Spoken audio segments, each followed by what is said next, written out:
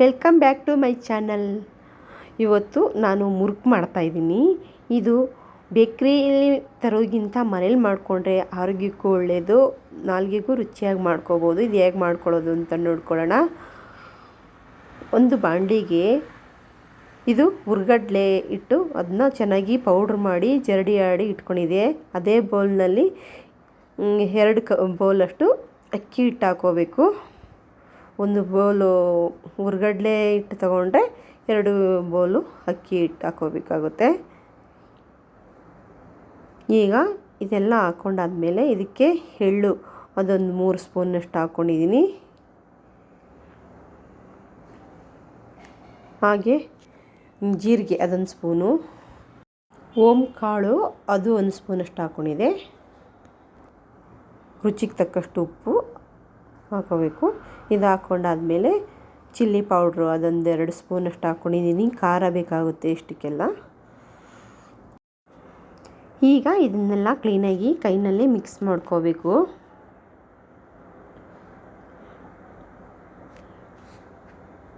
ಇದು ಮಿಕ್ಸ್ ಮಾಡ್ಕೊತಾ ಇದ್ದಾಗಲೇ ಮೊದಲೇ ಎಣ್ಣೆ ಕಾಯಿಸಿಟ್ಕೊಂಡಿರಬೇಕು, ಅದನ್ನ ಹಾಕೋಬೇಕು. ಎಣ್ಣೆ 1 ಸೌಟು ಅಷ್ಟು ಹಾಕ್ಕೊಂಡಿದ್ದೀನಿ, ತುಂಬ ಜಾಸ್ತಿ ಹಾಕ್ಬಾರ್ದು. ಇದು ಚೆನ್ನಾಗಿ ಕೈನಲ್ಲೇ ಮಿಕ್ಸ್ ಮಾಡ್ಕೋಬೇಕು. ಆದರೆ ಹುಷಾರಾಗಿ ಇದು ಸೈಡಿಂದ ಸ್ವಲ್ಪ ಇದು ಮಾಡಿಕೊಂಡು ನೋಡ್ಕೊಂಡು ಮಿಕ್ಸ್ ಮಾಡ್ಕೋಬೇಕು. ಹಾಗೆ ಇದಕ್ಕೆ ಸ್ವಲ್ಪ ನೀರು ಎಷ್ಟೆಷ್ಟು ಬೇಕೋ ಸೇರಿಸ್ಕೊಂಡು ನಿಧಾನಕ್ಕೆ ಮಿಕ್ಸ್ ಮಾಡ್ಕೋಬೇಕು. ನೀರನ್ನು ಸ್ವಲ್ಪ ಬಿಸಿ ನೀರು ಮಾಡ್ಕೊಂಡು ಹಾಕ್ಕೊಂಡ್ರೆ ಚೆನ್ನಾಗಿರುತ್ತೆ. ನಾನು ಬಿಸಿ ನೀರು ಹಾಕ್ಕೋತಾ ಇದ್ದೀನಿ. ಅದು ನಾವು ಎಷ್ಟು ಬಿಸಿ ಮುಟ್ತೀವೋ ಆ ಮಟ್ಟಕ್ಕೆ ಹಾಕ್ಕೋಬೇಕು, ತುಂಬ ಬಿಸಿ ಅಲ್ಲ. ಇದು ಹಾಕ್ಕೊಂಡ್ರೆ ಹಿಟ್ಟು ಮಧ್ಯದಲ್ಲಿ ಅದು ಕಟ್ಟಾಗೋದಿಲ್ಲ ಅಂತ ಹಾಕ್ಕೊಳ್ತಾ ಇದೆ.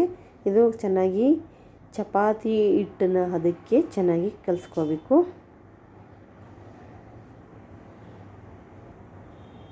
ಚೆನ್ನಾಗಿ ನಾದಿ ಇನ್ನು ಸ್ವಲ್ಪ ನೀರು ಬೇಕು ಅಂತಂದರೆ ನೋಡಿಕೊಂಡು ಹಾಕೋಬೇಕಾಗುತ್ತೆ.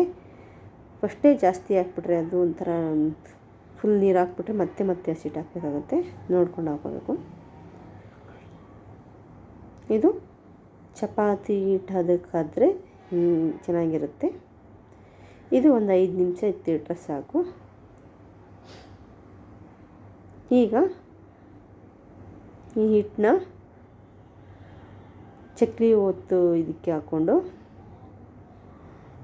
ಅದನ್ನು ಎಣ್ಣೆ ಕಾಯಿಕ್ಕಿಟ್ಟಿತ್ತಲ್ಲ, ಆಲ್ರೆಡಿ ಎಣ್ಣೆ ಕಾದಿದೆ. ಈಗ ನಿಧಾನಕ್ಕೆ ಹಾಕ್ಕೋಬೇಕು. ಆದಷ್ಟು ಲೋ ಫ್ಲೇಮ್ನಲ್ಲೇ ಇರಬೇಕು. ಹೈ ಫ್ಲೇಮ್ನಲ್ಲಿ ಇದ್ದರೆ ಅದು ಮೇನ್ ನೋಡಿದ್ರೆ ಬೆಂದಂಗೆ ಕಾಣುತ್ತೆ ಅಷ್ಟೇ, ಒಳಗಡೆ ಮಾತ್ರ ಮೆತ್ತಗಿರುತ್ತೆ. ಆದಷ್ಟು ಲೋ ಫ್ಲೇಮ್ನಲ್ಲಿದ್ದರೆ, ಮೀಡಿಯಮ್ ಫ್ಲೇಮ್ನಲ್ಲಿದ್ದರೆ ಚೆನ್ನಾಗಿ ಬೇಯುತ್ತೆ. ಹೀಗೆಲ್ಲ ಕ್ಲೀನಾಗಿ ಫುಲ್ ಎಲ್ಲನೂ ಇದಕ್ಕೆ ಹಚ್ಚಿನಲ್ಲಿ ಎಷ್ಟಿರುತ್ತೋ ಅಷ್ಟೆಲ್ಲನೂ ಇದು ಮಾಡ್ಕೋಬೇಕು. ಈಗ ಇದು ಎಲ್ಲ ಇದಾಯಿತು. ಸ್ವಲ್ಪ ಹೊತ್ತು ಅದು ಸ್ಪೂನ್ ಆಡಬಾರ್ದು ಅದಕ್ಕೆ. ಅದು ಸ್ವಲ್ಪ 1-2 ನಿಮಿಷ ಬಿಟ್ಟಾದಮೇಲೆ ಅದು ಗಟ್ಟಿ ಬಂದಂಗೆ ಆಗುತ್ತೆ, ಸ್ವಲ್ಪ ಹಾರ್ಡಾದಂಗೆ. ಆವಾಗ ಅದನ್ನ ನಿಧಾನವಾಗಿ ಮುಗಿಸ್ಬೋದು. ಈಗ ಇನ್ನೊಂದು ಬದಿಯಲ್ಲಿ ಚೆನ್ನಾಗಿ ಬೇಯಬೇಕು. ಅದು ಬೇಯಬೇಕಾದಾಗ ಗೊತ್ತಾಗುತ್ತೆ ಅದು ಎಣ್ಣೆ ಕುಡಿಯೋದು ಸ್ವಲ್ಪ ಕಮ್ಮಿ ಆಗಿರುತ್ತೆ. ಈಗ ಅದನ್ನು 2 ಕಡೆಯೂ ಚೆನ್ನಾಗಿ ಬೆಂದಾದಮೇಲೆ ತೆಗೆದಿಡಬೇಕು. ಇದು ಕಲರು ಚೇಂಜ್ ಆಗಿದೆ. ಇದು ಒಂದು ಹದದಲ್ಲಿ ಬೆಂದಿದೆ. ಇದು ತೆಗೆದು ಪ್ಲೇಟ್ಗೆ ಎತ್ತಿಡಬೇಕು. ಒಂಚೂರು ಎಣ್ಣೆ ಇರಿಲ್ಲ ಹೆಚ್ಚು. ಈಗ 2ನೇ ಟ್ರಿಪ್ ಹಾಕ್ಕೋತಾ ಇದೆ. ಇದು ಹಾಗೆ ಮೀಡಿಯಮ್ ಫ್ಲೇಮ್ನಲ್ಲೇ ಇಟ್ಕೊಂಡು ಕ್ಲೀನಾಗಿ ಹಾಕ್ಕೋಬೇಕು.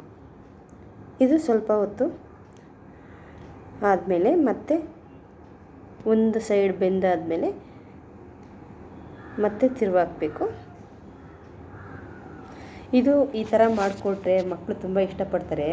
ದೊಡ್ಡವ್ರಿಗೂ ಇಷ್ಟ ಆಗುತ್ತೆ. ಬೇಗ ಬೇಗ ಒಂದು 10 ನಿಮಿಷದಲ್ಲಿ ಮಾಡಿಕೊಟ್ಬಿಡ್ಬೋದು. ಇದು ಹೊರಗಡೆ ಫುಡ್ಡು ತಂದು ಕೊಡೋ ಬದಲು ಈ ಥರ ಮಕ್ಕಳಿಗೆ ಏನಾದ್ರೂ ಸ್ನ್ಯಾಕ್ಸ್ ಐಟಮ್ಸು ಈ ಥರ ಮಾಡಿಕೊಟ್ರೆ ತುಂಬ ಚೆನ್ನಾಗಿರುತ್ತೆ.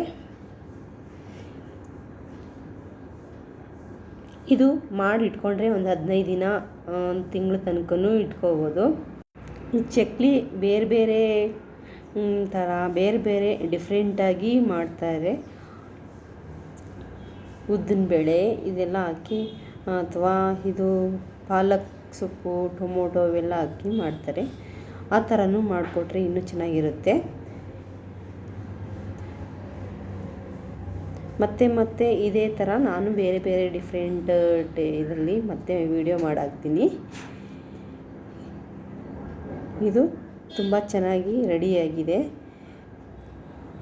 ಈಗ ಇದನ್ನು ತೆಗೆದು ಎತ್ತಿ ಇಡಬೇಕು. ಚಕ್ಲಿ ಮುರುಕು ಹೇಗೆ ಬಂದಿದೆ ಅಂತ ಕಮೆಂಟ್ ಮಾಡಿ, ಲೈಕ್ ಮಾಡಿ, ಶೇರ್ ಮಾಡಿ. ಚಕ್ಲಿ ಹೇಗೆ ಬಂದಿದೆ ಅಂತ ನೀವು ಟ್ರೈ ಮಾಡಿ, ಈ ಥರ ಮಾಡಿಕೊಡಿ ಮಕ್ಕಳಿಗೆ. ನಮ್ಮ ಚಾನಲ್ ಸಬ್ಸ್ಕ್ರೈಬ್ ಆಗದೆ ಹೋದರೆ ಸಬ್ಸ್ಕ್ರೈಬ್ ಮಾಡ್ಕೊಳ್ಳಿ. ನೆಕ್ಸ್ಟ್ ವಿಡಿಯೋ ನೆಕ್ಸ್ಟ್ ರೆಸಿಪಿ ಜೊತೆ ಮತ್ತೆ ಸಿಗ್ತೀನಿ. ಬಾಯ್.